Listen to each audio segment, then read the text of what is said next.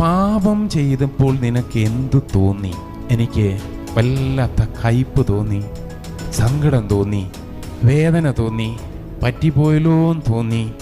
എനിക്ക് ഒത്തിരി ഒറ്റപ്പെട്ട ഒരവസ്ഥ തോന്നി, തകർന്ന ഒരവസ്ഥ തോന്നി. അപ്പോൾ പരിശുദ്ധാത്മാവ് പറയുകയാണ്, ഞാൻ നിന്റെ ആത്മാവിൽ സന്നിഹിതനായിരുന്നത് കൊണ്ടാണ് നിനക്കങ്ങനെ തോന്നിയത്. നിന്നിൽ പാപബോധം നൽകിയത് ഞാനാണ്. ഞാൻ നിന്റെ കൂടെ ഉള്ളത് കൊണ്ടാണ് മകളെ നിനക്ക് വിശുദ്ധിയിലേക്ക് വീണ്ടും കൈപിടിച്ച് കയറാൻ പറ്റിയത്. അപ്പോൾ പരിശുദ്ധാത്മാവ് ആരാണ്? സഹായകനാണ്.